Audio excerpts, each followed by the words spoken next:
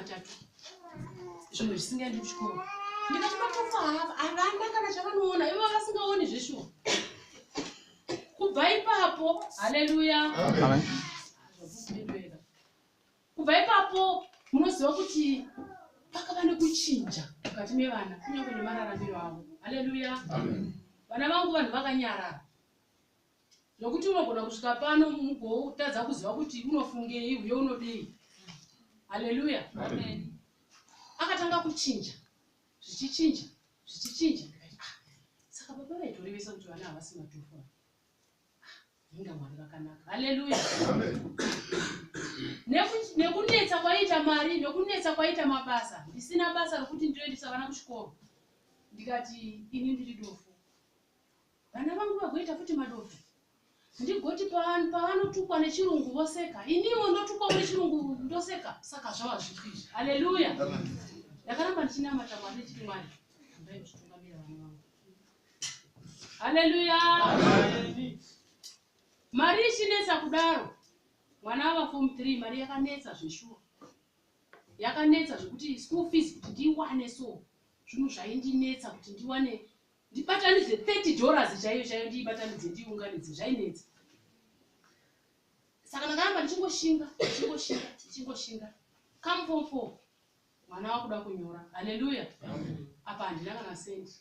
Ndichingoti handiri kutsvaka mwanangu ndichifunga kuda zvichaita napamwe. Ndinotiwo hama pano hama yati handina. Ndinotiwo gore rapera. Ndinotiwo pano munin'ina wati zvakatondiomera ndiri form 6. Ndinotiwo zvanetsa. Mwana wangofona mama vamwe vakurejista ndikati zvinoita. Nditika ndikamuudza kuti handina mari anozoguma. Apa ndakanga ndichingoti haiwa anonditi anoda mari anogona iwe anopasa iwe. Dai achingorega zvake andofudza ng'ombe kumapurazi. Haleluya. Kwasara 5 days. Mwana wakufona achichema. Zvikanzi mama saka muda kuti ndirege kunyora here. Ndikati uda mbonyora manganiko. Zvikanzi akuda kunyora wose ari 9. Ndikati unomagona. Zvikanzi kuti kana ndikafoira pamwe ndogona kufoira mamwe ndopasa. Ingotsvagirei mari ndinyore chii wose ari 9. Ndikati alright rega ndigona. Asi papasina kana option. Haleluya. Ndichinyatsozwa kuti hapana kwandinowana mari. Haleluya. Amen. Chibva ndatanga kufamba manje mabhosi ndichitsvaga mari icho. Mozwa kuti basa rericho rinorwadza sei hama dzangu. Haleluya. Ndaiti ndikangowana zvangu mari yokuti nyange ndikamutumira iye matatu zvawani. Angonyora matatu. Haleluya. Amen. Ndisati ndabuda mukati memba. Ndakati Mwari. Ndoinda. Handizivi ndonanga papi. Ndoda mari yokuti anyore matatu. Ndakabuda ndichifamba. Ndichibva ndadamwa nomwe mukarati. Zvikanzi uri kuda basa ndikati asi apa ndaitobvunde kuti ndinonzwa kuti makarati anonetsa. Zvino ndichapuwa rei ndigopuwa mari. Zvikanzi uya kuno. Ndobva ndapuwa washe. Dutu veduwe. Dutu. Ndikati imari. Zvikanzi tozotaura wapedza. Ndikati ndobva ndaramba ndakamira ndakaita sezvazvo. Zvazviiti. Zvikanzi shanda. Handiti inoda mari. Ndobva ndati inoita asi ngatitaure ndadi ndashanda. Haleluya. Amen. Zvikanzi shanda pane rimwe rakakumirira. Ndakatanga kusamudza nditsvaga ndichiti zvinhu ndinongoisa stay soft ndichingonika nokuti zvakawanda kutu rakadai. Haleluya. Ndakatanga kushanda. Ndakawacha chopu ndibva ndapedza kuwacha. Ndichipedza kuwacha ndichibva ndanzi $25. Ndobva ndati wedzerai. Ndikanzi uya uone rimwe basa ndozowedzera rimwe basa rangu. Haleluya. Ndobva ndanzi unoona garden riri kuda kudirizwa nokusakurwa newe. Ndikati ndakatanga kuti nemanetera andaita. Ndikati nhasi here. Zvikanzi nhasi. Apa 2 yachaya. Haleluya. Apa pakaoma. Munozwa pasi pakaoma chidhaka chekunotiruku chinooma zvekuti kuti uise badza pasi kudai hazvidi. Ndikati bheta ndange mudiridza. Ndozodhigira ndadini? Ndadiridza. Haleluya. Pandakatanga kudiridza akati achidiridza wozouya udhigira mangwana. Ndozokupa mari yako. Mangwana acho ndikati ndichaendi. Ndobva ndarega. Kati beta nitsvage zvimwe kuya kuya ndichaone kuchita zvinhu zvine musoro. Ndapinda mune imwe plot. Ndobva ndapuwa ndima yokusakura. Haleluya. Amen. Ndanongofaitira kuti ndokuti akwane matatu mwana aite sei? Anyore matatu. Apa ango afona katatu pazuva. Kuti zvava papi pamwe nomboigirwa mafoni. Munoziva ndakazosvika pakushanda zviya zvokuti ndakasvika pakukona kumira ndega ndakadai so. Ndakuita zvokudaiwo musana usingachakwanisi. Haleluya. Ndakazoshanda zveshungu ndikareza $65. Haleluya. Ndareza mari iyoyo ndikati asi mwana uyu agofoira. Ini ndichishanda kudai zvigondipei. Haleluya. Ndobva ndati kumwana watete wangu ndikati aungondiwedzerewo $20 kuti kwako zvimwe amene kuti zvinondobuda sei iko kusvikanza handina. Ndobva ndatanga kwasara 3 days. Ndatanga kumhanya futi. Ndichibva ndareza mari yemasubjects 9 aida. Haleluya. Mari iyoyo ndakaiwana musi wakapedzisira vana kurejista. Ndomusi wandakaiwana kumapasti 6 makuseni. Ndikati mari iya yakwana. Asi pasara $5 yekuti ndibatise pabhazi kuti andoona mari. Ndikati ndodii, ndikati ndongoti kuna driver ndozokutsvakira ivo madzoka. Chiregai mwana andonyora. Ndaenda kuya. Saka driver ndozigara chingovabatisa zvangu kuti pandasvika zvikanzi kozva mama kuuya bhazi roinda ko zvino ndikati imari yechikoro iyoyo mufundi. Asi yokukupai handina zvikanzi matomboona zvenyu yechikoro. Ndipei mwana andonyora. Vachibva vatora mari iya ndobva vadi ndobva vaenda nayo. Saka ndakazotanga manje kutsvaga phone number dzake, phone number dzomwana anga adzima anga kuchikoro. Apa ari mukilasi kudaro hanzi waingochema. Achiti nhasi zuva rokupedzisira. Apa ini handina kurejista. Saka ndichaita sei? Haleluya. Amen. Ndobva ndazotanga kufonera head wacho ndine namba dzavo. Ndichibva ndati ndiri kuzama phone number dzachange asi hadzisi kuita. Zvikanzi ndiri mumashure. Regai ndikupedzani dzavamwe ticha mukomengeti naticha ivavo. Kuti vagozomuudza zvamuri kuda. Ndobva vafonera. Ticha vaya vachibva vandifonera. Ndichibva ndati handina kuti chenje agarire bhazi. Asi bhazi racho ratosumuka rosvika panyika kuma-12. Saka handisi kuziva kuti nguva zvadzapera kudai zvichaita sei. Zvikanzi mama mupei. Ndikati mari yokuti anyore. Zvikanzi regai tionotoita sei. Mwana akangoti achiudziwa. Akamhanya achibva asangana nebhazi rava kutobuda kubva panyika kuti rava kuenda kuChipinge. Nemari iyoyo. Achibva amhanya achitevera bhazi. Ndofunga wakatomanya kamufamba kakatokura achitevera bhazi. Paakataura kuti ndo parakazomirira pachona ndakanzwa tsitsi. Haleluya. Ndikati asi Mwari munogona. Chero awana mari akarejista mwana. Arejista waiti akangopedza kunyora kuti ndanyora asi zvazvichinyoreka. Ndikati ndezvevana izvi. Akangopedza kuti zvazvichinyoreka. Ndikati ndezvevana izvi. Haleluya. Anyora mwana mweziva kuti yainguva iye yekuti chero zvazvaita mari yacho yekuzodzokorora ndongozozvionawo kana afoira. Haleluya. Mari dzavo dzabuda. Afona kuna class teacher wake zvikanzi hatitenderwi kutaura mari dzavodzi. Mari dzavodzi kana asvika kuno munoya modini motora. Zvikanzi zvikanzi asi tatoziva here kuti makabuda zvakadini. Nokuti chikoro haana kunyorera pachikoro ipapo akanyorera pane chimwe chikoro. Zvikanzi takatoudzwa asi tamagamuchira. Saka ndandawa munhu anga wakungogara achingobvunda kuti zvino kana akauya iyo akafoira kudaro ndigotangira papi. Haleluya. Ndazofonera medhemu wake vainitisa metsi. Zvikanzi imi zvamunongoita ndezvekuti tsvagai mari yokuti mwana auye kuno azotora mari dzawo dzake mwana wakadadisa. Haleluya. Ndikondiudzai zvikudadisa kwacho. Zvikanzi chandinongokuudzai mwana wakadini akadadisa. Haleluya. Ndakabva ndati Mwari wezvapo. Ndikati zvinondotanga kufona kuna baba kuti baba hanzi mwana wakadadisa. Apa ndakandisingabva wafoneri ndichivati baba makadii zvayo. Haleluya. Ndikati regai chimboona. Haleluya. Ndazotsvaka mari mwana waenda kutora mari dzaudzi.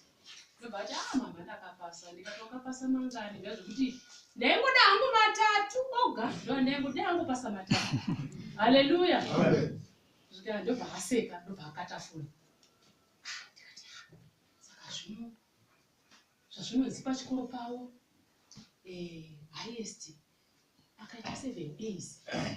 Saka iye une mangani. Saka paakatokata foni maticha akanga ari pakutofara kutoti mwana wakadini akapasa. Haleluya. Ndopandazofonerwa namedhemu vaya yamanje ndobva vakazondiudza zvikanzi tichiri mumufaro chimbomirira kuti disturb mwana wakapasa. Ndinoti wakapasa sei? Zvikanzi ane 7 days to peace. Haleluya. Mozama ndakangoti chenjerai wangu here. Zvikanzi wenyu. Haleluya. Mozwa kuti usiwa ndakudya. Ndikafamba ndikati ndondokoreta dhora nduze baba kuti mwana wakapasa. Mufoni haina mari. Zvino ndodini? Ndikaswera. Ndikati zvino kana ndikangotanga ngoti mwana wakapasa vantu shuwa munondivhonera muchiti mwana wakapasa. Pesa apa makamborega umbondichiwo makadi baba. Ndorega ini. Ndichingobata foni ndikamboibata ndikati regai ndishinge. Haleluya. Ndobva ndafona ndobva yaringa apo havana kuinzwa ndikati ndofunga vari busy. Zvinhu zvandinenge ndisingadi kufona. Vanhu vanogara vari busy. Ezvoungofona wofonera zvinhu zvokungoti mwana akapasa. Asi moyo wangu wairwadza kuti ndoda kuti baba mwana uyo wamakanamatira akadini? Haleluya. Ndobva ndazofona ndobva vakubaira foni. Ndikati baba ngati tiine makorokoto. Mwana wenyu wakapasa. Zvikanzi upi? Ndikati muri kutaura mai chenjerai wacho. Zvikanzi akadii? Ndikati 7 days to be. Zvikanzi dzidoyusi dzakanaka dzezuva rose ranhasi. Ramuri kundiudza here. Haleluya. Haleluya. Takazoita manje mwana wakuchemera kuenda form 6. Haleluya. Munoziva kuti kuenda paform 5 apa pane nyaya. Ndikati zvino ndodini? Ndotsvaga madhona. Ndatsvaga madhona. Ndopanda nawo ungodhonawo. Haleluya. Amen. Zvikanzi isu toda vanhu vanonamata. Hatidi vanhu vokungo tinongotora chero munhu. Izvezvi muruwe pano muchingotora mafomu edu muchingodidi muchidi. Ndikati tinonamata. Zvikanzi right. Chitipai nhamba dzemukuru wenyu. Toda kuzomufonera mukuru wenyu tichibvunza kuti munovaziva here mai avo. Ndobva ndadzokera kumashure kudai ndikati pamwe zvinosungisa. Haleluya. Ndikati pamwe zvinosungisa. Zvino kana ndikavapa nhamba dzapano ndakazofona pamwe ndogona kuvapinza futi muchoto. Haleluya. Zvikanzi mautodzokera kumashure. Ndikati chambofunga handina kufoni. Mwana akati haleluya. Apa ndikati wakutya manje kuti zvino ndikavapa zvino zvozodini? Zvikanzi ingovapai mama tichingosiya tanyora mafomu acho. Ndikati rega nditange ndavafonera. Zvikanzi nyorai. Ndikati handidzizivi nemusoro. Zvikanzi asi ndakambodziona pakalenda. Ndikati zvino kalenda ndiri kumbozva. Mwana ndokubva aita zvinobvutira foni iyeyo. Zvikanzi ndipei nditsvage. Zvikanzi akangobvura foni. Zvikanzi idzi. Ndikati zvekuti ndandiri munhu waitya but iye semunhu waida zvinhu zvake zviona sezvinhu zvakareruka. Haleluya. Zvikanzi munofunga kuti baba vanga kutukire kuti mavapira chiripo nhamba kuti tiri kuvatengesa here ko hatina mati here. Ndikati iwe zvachida totanga tavabvunza kuti tovapa here foni nhamba dzavo. Ndobva ndazofona. Ndafona ndakatofona ndichibvunda. Ndadavirwa naye ndikati kana dai vaiteerera ndaitobvunda ndikati baba varipo ndaichikumbirawo kutaura nababa apa kamari kaiva kadukuduku. Pane zvandiri kugadzirisa zvimwana wechikoro saka handizivi kuti zvinoita here. Vakabva kuti regai ndivape kamari kaiva kakupera.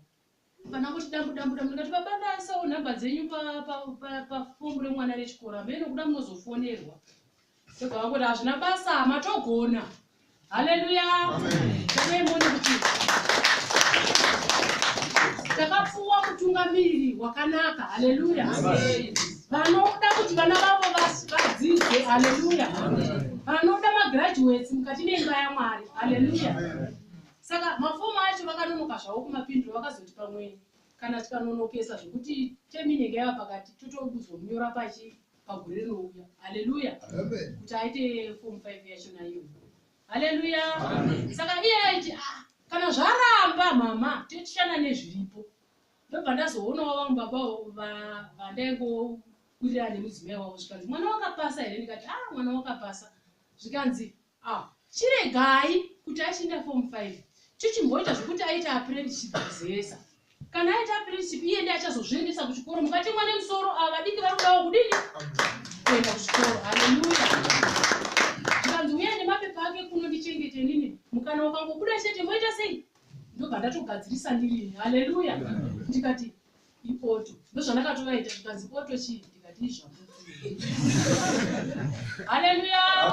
Saka iko zvino vava kungoti vakangonoona vese namai vacho vanongoti my ought. Haleluya. Saka ndinoti Mwari vakanaka, Mwari vanotigonera. Iko zvino handisina chekufunga. Ndakungofunga kuti ivo vari kumashure avo nyangwe zvavo vachinzi vanogona ndoziva kuti vachangodini, vanotoenda chete neoto. Nokuti ndongonzwa kuti vana vari kupasa, vana vari kugara ukatarisa maripoti avo unongoona kuti ioto. Haleluya. Mwari vakanaka, tichiti haleluya.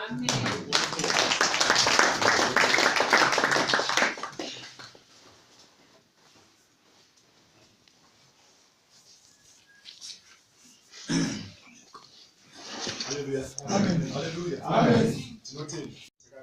Titinge tiri pana kunyakudai miedzo, kunyakudai nhamo zvagara zvinotouya paupenyu. Asi kana uina Mwari haugoni kutya, haubvunde. Kana uina Mwari unoziva kuti pakupedzisira kwacho ndakasimudzirwa.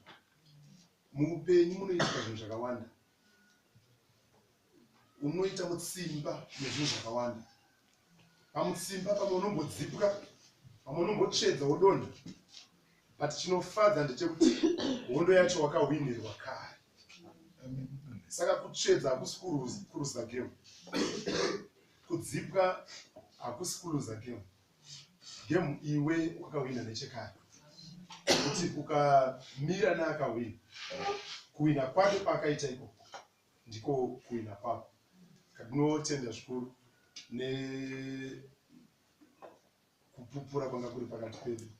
Takawana vanhu vachipupura, ende chatinofanira ndinofarira vanhu vanopupura chokwadi. Taibva nemamwe matsotsi anopupura zvirinyevo zvisati zvaitika, zvisati zvaitika, zvaitwa naMwari, zvingave zviduku zvingave zvikuru. Isu kwatiri zvinogara zvakangokura.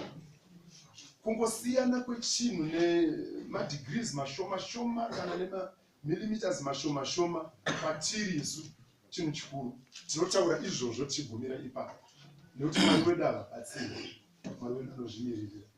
Haleluya. Amen. Ndanyanya kufara nengi zvakaita kana kuti nyaradzi. Isu takatopedza nyaradzi kaka, ndisatombonzwa kutoti zvinganzi zvaita kunge zvakadii. Takatozozviona kuti mune dzimwe ungano dzakaita sedziya dzinotupa mukana muvengi kupinda pauri. Anosvika pamwe paanga asina mukana wokusvika nekuda kwekaungano kakaita seiko kaya.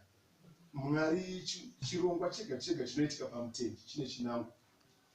Saka kuitika kwazvo kana kusaitika kwazvo tinozvigamuchira zvakadaro. Mwari vanopfuurira mberi, vakatotanga, Mwari vanopedzisa. Mwari wedu vakanaka kuti vakatanga chinhu vanochipedzisa. Ndizvo zvatinoziva. Vasire chinhu panzira. Vakatora vana vaIsraeri, havana kuvasiya asi vakapedzisa navo, vakayambuka navo. Pakati pane zvakaitika asi vakayambuka navo. Tinotenda kuti Mwari sekutaura kwatinogara tichingoita kuti tinokunda, zvinoitika saizvozvo. Tinongokunda zvakaita. Hatakambokunda apo nepapo, asi hatingokunda. Kukunda kwacho hakusi nyore. Ndo zvimwe zvinongoti zvikada kumbokweshera zvokweshera zvazvo, asi kuenda chiperi tichinochibata chatiri kuda, chatakapromiswa chinoitika. Tinotenda Mwari. Ndazofara mai vachipupura. Munhu anga achipupura akafara. Pavakataura nezvekupasa kwemwana, vakazotaura nenhau yekuti yekuenda mberi kwake. Ndikaudza kuti anoenda ndovaizviona sekuti havana form 4 zvatopera. Hapana kupera kwazvo kuzvokupa, hapana kupera kwazvo kuzvokupa. Kumwari wacho tozomuona sei? Tozomuziva sei? Zvirinani muzomutadzira zvenyu Mwari wenyu, asi iye pakadi aita sevazhinji vamwe vakanganwa nezvinongatarisa padzimwe shasha dzakagara zvadzo haina chokupupura zvayo here zvayo. Vanopupura ndevamwe so ivo vamachangamira vamamedhel havana chokupupura. Mwari vanoda kupupura. Bhaibheri shoko raMwari rinotaura kuti zviduku izvozvo ndokuti ndigoziva kuti unokwanisa kuchengeta zvinhu zvikuru kana wakatendeka pazviduku, nepazvikuru wakatendeka. Saka zvidiki zvatakapiwa tikagona kuzviona kukura kwazvo, zvikuru Mwari vanouyisa kwatiri nekuti vanoziva kuti munhu avimba nechakadai. Kana tisu vana pavanenge vari mumba, mwana akaradza kufarira kamukano kokuti ndodiko ndokumunyengetsa nekaka kuti agoziva kuti chido ndinacho chokumuitira zvakanaka, kuti mukana ukaita ndichamuitira. Pane mamwe matendero waunogona kudzokera kumashoko kana kuzopedzisira wangofunga kuti regai ndimugadzirire chimwe chinhu chakakura. Waona maitiro acho aaita, unogona kumutengera chimwe chinhu ndinoda kuti adye zvino. Ona ari kuchichengetera, achichengeta, anzi kuswera mangwana kune masports. Ko watodya here? Ndafunga kuti unodya kumasports. Unotanga kuona pane zvinoitika musoro mako. Kuona kuti saka unosvika pamwe paunozvipa mhosva kuroti izvozvo zvainga mumusoro mako wakutsvaga kuzomuitira chimwe chinhu chikuru. Naizvozvo kana Mwari vachiona isu tichikudza zviduku zvavanotiitira, vanosvika panotizarurira zvimwe zvinhu akapetwa. Takaona zvimwe zvinhu zvatanga tisingatarisiri, isu tachitarisira zvimwe zviduku totoona Mwari vachiitira zvikuru. Saka tinotenda nokupupura kwose. Tikuona vanhu vari kupfuurira mberi nokupupura, asi pari zvinoda kuti timboimba zvine simba. Haleluya, amen, haleluya. Ngaiti timbomutsanai. Ndikuona avo vane hete avo, ndokuti mumuke musvinure zvakanaka. Ndikutaura kuvanhu, handisi kutaura kumhepo. Ndikutaura zvinoponesa, ndichiziva kuti munhu wese auya muno anotsvaka kupona. Naizvozvo munhu andikuedza kutsvaka kuti apone hafaniri kuti andigwe. Haleluya, kuti tifambirane. Ndozviziva kuti kunze kunge paine mumwe munhu akakanganisika, kune munhu anogona kunge akakanganisika achifungidzira kuti ari right, iye asiri right. Munhu anogona kufunga ndiri right, iye asiri right. Haleluya, amen. Mwari vatiitire zvakanaka. Saka ndokumbira kuti tobatirana tose pakuimba. Kuimba hakukuzwe munhu, hakunzi munhu imbira Mwari, asi kuimba kwedu muzvapupu haisi entertainment. Kuimba kwedu izvo togona kuimba tikatoti kunamatirwa kwacho kwatoita. Kuimba kwezvapupu kune zvakunenge kuchiita. Mukaverenga bhuku yamaKoronike vanotaura zvakanaka kuti Jehoshafati atasana nehondo, haana kumhanya kuhondo, anotaura naMwari. Mwari vanotaura naye kuti aiwa, pinda zvako pahondo, wakakunda nechekani. Anonzi Jehoshafati instead yekuti arodze mapfumo neminondo, home army yanga iripo, asi anorongedza vaimbi navarwi vacho, ovarongedza pakuimba. Pavanotanga kuimba vachimacha vachienda mberi, vavengi vanonzwa mutinhimira, vanonzwa zvimwe zvavanga vasina kumbofutarisira. Hondo inohwinwa nekuimba chete. Vanotiza zvakaipa, vanobayana zvakaipa, vanourayana zvakaipa. Dzimwe hondo dzisina kuzikanwa kwadzakabva dzakaparadza vavengi vaJehoshafati. Jehoshafati akakunda hondo iyoyo nekuimba. kuimba chete achiimbira Mwari wake achimurumbidza. Haleluya. Amen. Vana Peter vakasungwa, vana Paulo vari mutorongo. Vanonzi havana kukanganwa kuimbira Mwari. Nguva dzokunyengetera dzakwana, pakati pousiku. Vanomuka, vanoimba, vanonyengetera, vanoimba. Mwari anotuma mutumwa kusunungura. Kuimba kunofadza Mwari. Nokuti kuimba kunopa rumbidzo kuna Mwari.